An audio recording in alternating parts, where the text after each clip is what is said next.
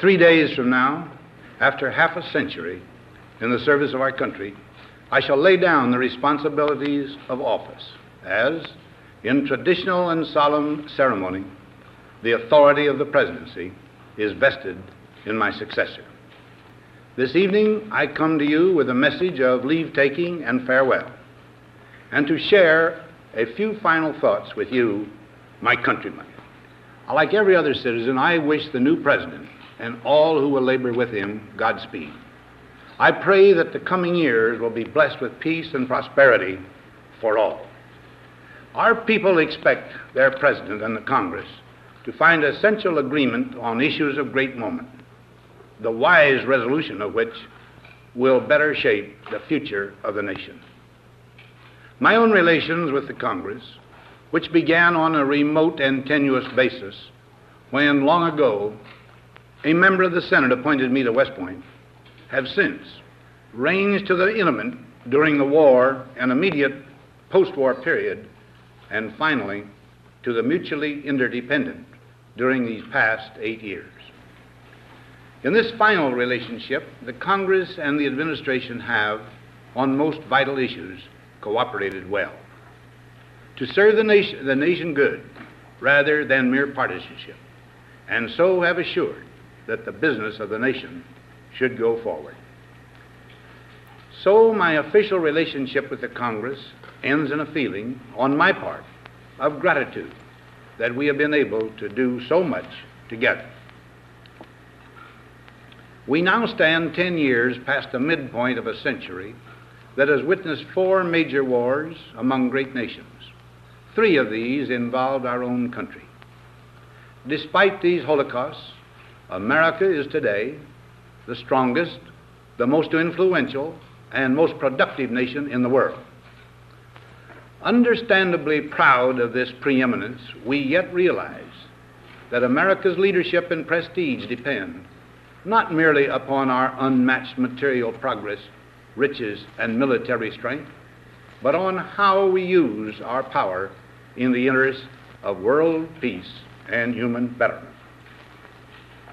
Throughout America's adventure in free government, our basic purposes have been to keep the peace, to foster progress in human achievement, and to enhance liberty, dignity, and integrity among peoples and among nations. To strive for less would be unworthy of a free and religious people.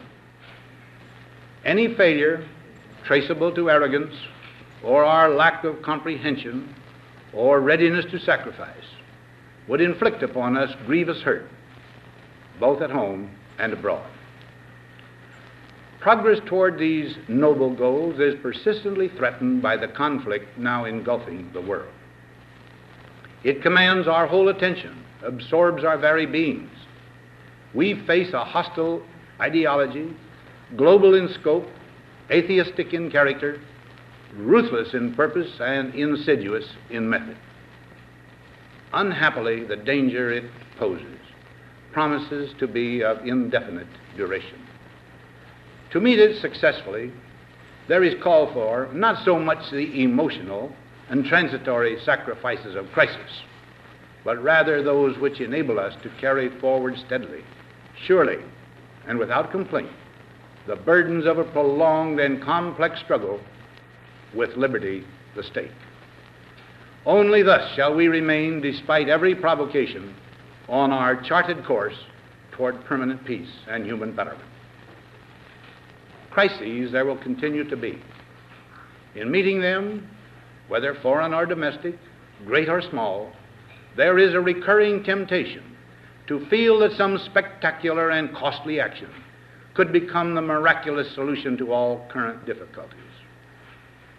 A huge increase in newer elements of our defenses, development of unrealistic programs to cure every ill in agriculture, a dramatic expansion in basic and applied research.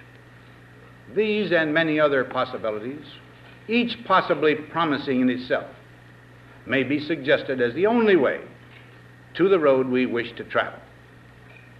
But each proposal must be weighed in the light of a broader consideration, the need to maintain balance in and among national programs. balance between the private and the public economy, balance between the cost and hoped-for advantages, balance between the clearly necessary and the comfortably desirable, balance between our essential requirements as a nation and the duties imposed by the nation upon the individual, balance between actions of the moment and the national welfare of the future. Good judgment seeks balance in progress. Lack of it eventually finds imbalance and frustration. The record of many decades stands as proof that our people and their government have, in the main, understood these truths and have responded to them well in the face of threat and stress. But threats, new in kind or degree, constantly arise. Of these I mention two only. A vital element in keeping the peace is our military establishment. Our arms must be mighty, ready for instant action, so that no potential aggressor may be tempted to risk his own destruction. Our military organization today bears little relation to that known of any of my predecessors in peacetime, or indeed by the fighting men of World War II or Korea. Until the latest of our world conflicts, the United States had no armaments industry. American makers of plowshares could, with time and as required, make swords as well. But we can no longer risk emergency improvisation of national defense. We have been compelled to create a permanent armaments industry of vast proportions.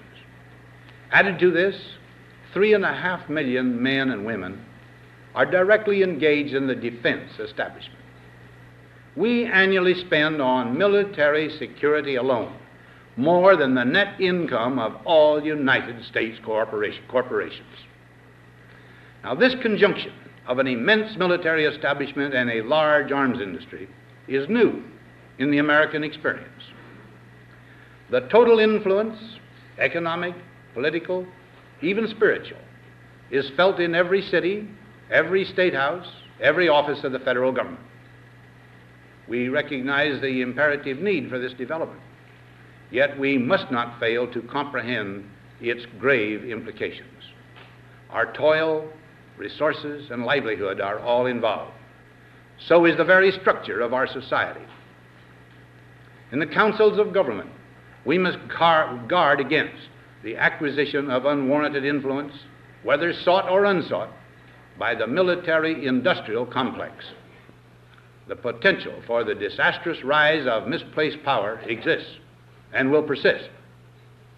We must never let the weight of this combination endanger our liberties or democratic processes. We should take nothing for granted.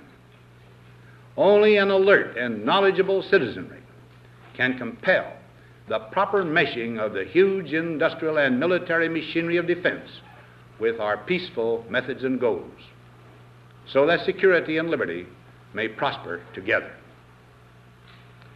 Akin to and largely responsible for the sweeping changes in our industrial military posture has been the technological revolution during recent decades. In this revolution, research has become central. It also becomes more formalized, complex, and costly. A steadily increasing share is conducted for, by, or at the direction of the federal government. Today, the solitary inventor, tinkering in his shop, has been overshadowed by task forces of scientists in laboratories and testing fields. In the same fashion, the free university, historically the fountainhead of free ideas and scientific discovery, has experienced a revolution in the conduct of research. Partly because of the huge costs involved, a government contract becomes virtually a substitute for intellectual curiosity. For every old blackboard, there are now hundreds of new electronic computers. The prospect of domination of the nation's scholars by federal employment, project allocations, and the power of money is ever present and is gravely to be regarded. Yet in holding scientific research and discovery in respect, as we should, we must also be alert to the equal and opposite danger that public policy could itself become the captive of a scientific, technological elite. It is the task of statesmanship to mold, to balance, and to integrate these and other forces, new and old, within the principles of our democratic system, ever aiming toward the supreme goals of our free society. Another factor in maintaining balance involves the element of time. As we peer into society's future, we, you and I, and our government, must avoid the impulse to live only for today, plundering for our own ease and convenience the precious resources of tomorrow. We cannot mortgage the material assets of our grandchildren without risking the loss also of their political and spiritual heritage. We want democracy to survive for all generations to come, not to become the insolvent phantom of tomorrow.